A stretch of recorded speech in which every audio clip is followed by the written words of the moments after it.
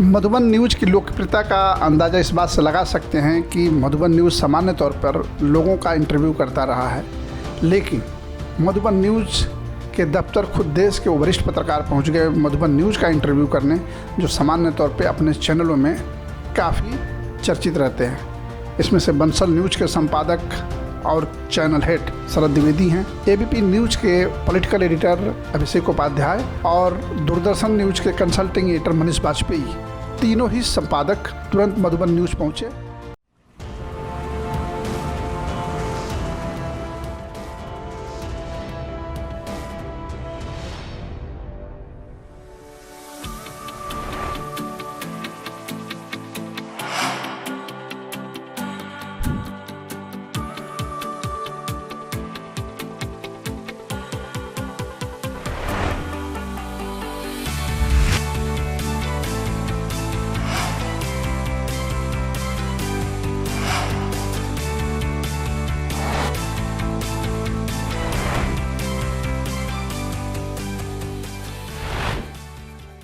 बहुत अच्छा लग रहा है सर आप लोगों को देख के। मतलब मधुबन न्यूज़ कहाँ आपके न्यूज़ रूम में चिल्पो और खबरें ब्रेक करो, यहाँ बिल्कुल सन्नाटा, कैसा महसूस कर रहे हैं आप? हमारे यहाँ जितना हंगामा होता है, जितना शोरगुल होता है, जितनी चीख पुकार और नाराजगी होती है, आप लोगों के चेहरे उतने ही शांत हैं। नहीं तो ये टीआरपी में वो चैनल जो चीखते हैं वो नंबर 1 क्यों होते हैं? सर आपके बगल में ही दूरदर्शन है, वहाँ पे नहीं है उसमें आप क्या कह रहे हैं? दूरदर्शन में क्या होता है, सब चीज़ें प्लान्ड होके चलती हैं, और अगर कुछ बहुत ब्रेकिंग टाइप का भी है तो उसको बहुत ही सीजन तरीके से उसको हैंडल किया जाता है। अभिषेक जी, मैंने देखा है लोगों को टीवी पे, आपने पूरा उनका पोस्टमार्टम करते हुए, कैसा लगता है और यहाँ पे कैसा लग रहा है? तो आप लोग जो यहाँ पर कर रहे हैं और जो यहाँ से खबरें जा रही हैं तो समाज का निर्माण करने वाली हैं। चीखें, स्टूडियो में झगड़े हों, लड़ाई हो, कैसे संयम करते हैं? ध्यान का असर है इस पर। सर मन तो करता है, लेकिन मन ऐसे ही करता है कि जैसे मैं कर रहा हूँ वैसे आप भी करें। मैं बहुत प्रसन्न हूँ। आप देख रहे हैं कि मैं मधुबन न्यूज़ के रूम में पहली बार आप लोगों को मधुबन न्यूज़ से हम लोग लाइव हो रहे हैं, और आज मधुबन न्यूज़ की ऑफिस पूरी भर गई है, और ऐसे लोगों से भरी है जो सामान्य तौर पे केवल अपनी झलक दिखाते हैं टेलीविज़नों में, जिनको हम देख पाते हैं कि ये लोग कभी हमसे मुलाकात होगी कि नहीं, और वो आज लोग मधुबन न्यूज़ की ऑफिस में सारे इकट्ठे हैं हमारी पूरी कोर टीम के साथ। और चलिए इनसे हम जानते हैं। ये हमारे शरद जी हैं, शरद द्विवेदी, मध्य प्रदेश सहित में मैं कहता हूँ कि राष्ट्रीय स्तर पर बड़े पत्रकार, बंसल न्यूज़ के कर्ता धर्ता के हेड, जिन्होंने सींचा सवारा बड़ा किया, नंबर 1 किया मध्य प्रदेश में। सर आप आए हैं, आपका बहुत स्वागत। मनीष वाजपेयी जी हैं हमारे साथ, ये दूरदर्शन के कंसल्टिंग एडिटर हैं और ब्रह्मा कुमारी से डीपली जुड़े हैं, आपका बहुत बहुत स्वागत। और नए हमारे सबसे अभिषेक उपाध्याय जी, ये एबीपी न्यूज़ के सीनियर एडिटर हैं पॉलिटिकल के, आप यहाँ पे उपस्थित हैं, आप लोगों का बहुत बहुत धन्यवाद। और हमारी टीम, बहुत अच्छा लग रहा है, बहुत अच्छा लग रहा है सर आप लोगों को देख के। मतलब मधुबन न्यूज़ कहाँ आपके न्यूज़ रूम में चिल्पो और खबरें ब्रेक करो, यहाँ बिल्कुल सन्नाटा, कैसा महसूस कर रहे हैं आप? अद्भुत अद्भुत। मुझे लगता है कि यहाँ रिपोर्टर और डेस्क के बीच में ऐसा संवाद होता होगा। हे डेस्क, हमने ये समाचार भेज दिया है, इसको पूरी शांति से ग्रहण करके आगे बढ़ाइएगा। हमारे यहाँ जितना हंगामा होता है, जितना शोरगुल होता है, जितनी चीख पुकार और नाराज़गी होती है, आप लोगों के चेहरे उतने ही शांत हैं। और मुझे लगता है न्यूज़ रूम का अल्टीमेट मोटिव यही होना चाहिए, शांति। शांति यानी बहुत कैरेक्टर में शांति। जितना आप खबर को तटस्थ होकर देखेंगे, न्यूट्रल होकर देखेंगे, उतना आप खबर के साथ जस्टिस। सर आज टेलीविज़न में शांति तो वो बैकवर्ड मान लिया जाता है, चिखना चिल्लाना ही है, उसमें आप क्या ठीक है? कहें? नहीं, बिल्कुल ठीक है। और इसमें हम लोग, मैं विश्वास दिलाता हूँ कि बिल्कुल पीछे नहीं है। चीखने का जो परम स्तर है, चरम स्तर है, हम लोग वहाँ तक जाते हैं, लेकिन फिर भी मुझे लगता है कि दर्शक उसको रिजेक्ट कर रहा है।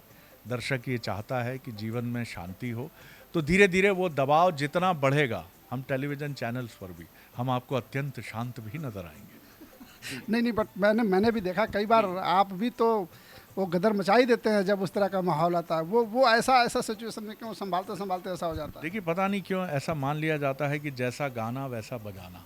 ये दर्शकों पर तोहमत डाल दी जाती है कि ये उनको पसंद है। टीआरपी नाम का जो मीटर हमारा घूमता है, उसमें कहा जाता है कि ये दर्शक है जो कहता है तमाशा करो, चीखो, चिल्लाओ, स्टूडियोज़ में लड़ाई कराओ। तो ये दर्शक जो देख रहा है, मैं उससे भी सवाल पूछता हूँ, भाई साहब आप ऐसा चाहते हैं क्या?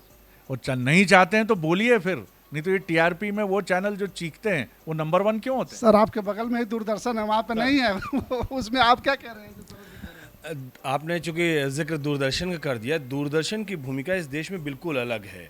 दूरदर्शन पर जब आप खबर देखते हैं तो वाकई लगता है कि जो देश की नीति तय करता है, जो देश का जो स्वरूप है विदेशों में, वो तय करता है। दूरदर्शन एक ऐसा प्लेटफॉर्म है जिसके ऊपर जब खबर चलती है तो लगता है कि हाँ, इस खबर में कुछ अपनी गरिमा है, इसका अपना वजन है। देश की रक्षा नीति हो, देश की विदेश नीति हो, देश की अर्थनीति हो, तमाम ऐसी चीज़। इसलिए दूरदर्शन तो बिल्कुल तमाम अन्य चैनलों से बिल्कुल अलग है और हमारी प्राथमिकताएँ भी बिल्कुल अलग हैं। जैसे कि मैंने देखा है लोगों को टीवी पे, आपने पूरा उनका पोस्टमार्टम करते हुए, कैसा लगता है और यहाँ पे कैसा लग रहा है आपको? देखिए, ये तो ऐसी जगह है जहाँ से पॉजिटिव एनर्जी निकलती है। यहाँ जितनी भी बातें मैंने सुनी उस सब में सकारात्मक ऊर्जा है। तो आप लोग जो यहाँ पर कर रहे हैं और जो यहाँ से खबरें जा रही हैं, तो समाज का निर्माण करने वाली हैं, विचारधारा का निर्माण करने वाली हैं। हम लोग जो कर रहे हैं वो न्यूज़ कारोबार में हैं हम। तो हर तरह की न्यूज़ आएगी, दर्शक की रुचि को देखना पड़ेगा, दर्शक क्या चाहता है, और जो जो जो कंपटीशन होता है वो सब देखना पड़ता है।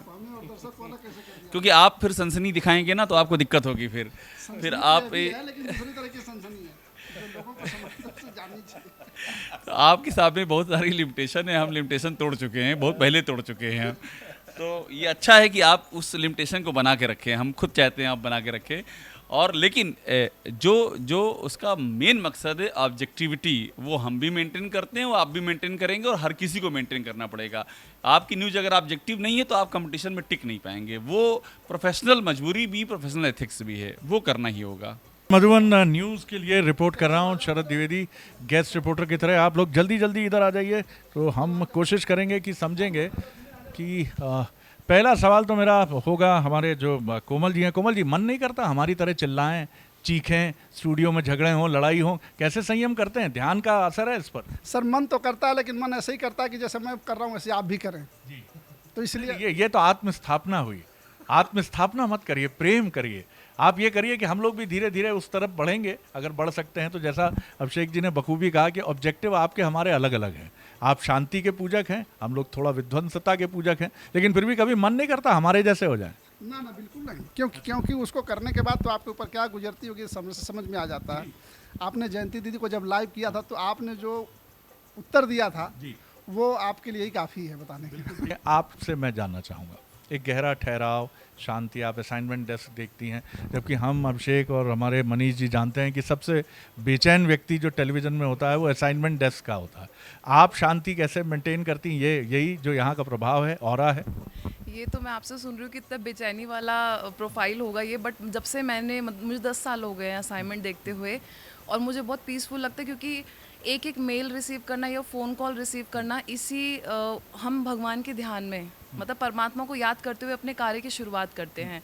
तो जब आप परमात्मा की याद में कोई भी कार्य करेंगे, आपको कभी भी वो असंभव या मुश्किल तो लगेगा नहीं। कोई बार बार इरिटेट करता, खबर नहीं चल रही मेरी, क्या कर रही हैं आप, खबर नहीं चल रही है? वो सेटिस्फेक्शन हम दे देते हैं कब चलने वाली है वो दिन बता करके, लेकिन क्योंकि हमारा इंटरेक्शन बीकेस के साथ यूजुअली रहता है, सब शांत हैं वो भी, उनका भी बहुत पीसफुली क्वेश्चन होता जी। है, हमारा भी बाबू को तो मुझे लगता है कि एक फ्यूजन होना चाहिए, हम लोगों को इनके साथ डील करना चाहिए, इनको हमारे साथ, तो हम दोनों एक दूसरे का प्रभाव लेंगे, लेकिन हम शायद आपका प्रभाव ज़्यादा लेंगे।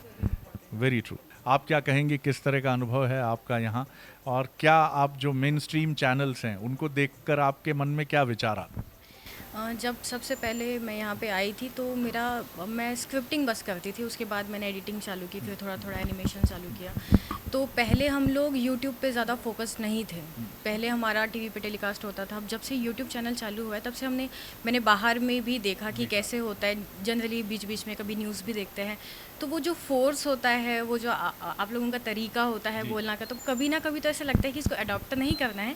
लेकिन जैसे आपने कहा कि कहीं ऑफिस में कहीं जाके हम लोग भी ऐसे कर सकते हैं कि थोड़ा शांति का जो भी है वो यहाँ का बताए उनको, क्योंकि ऑडियंस ये नहीं चाहती है एक्चुअली जो भी हो रहा है।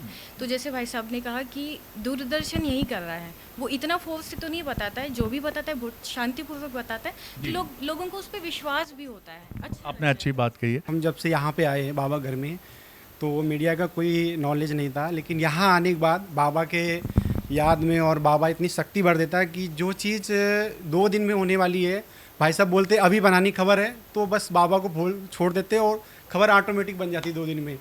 कोई म्यूजिक का कुछ भी सेंस मतलब नहीं था, लेकिन बाबा ने इतना एनर्जी भर दी, पावर भर दिया कि सब कुछ।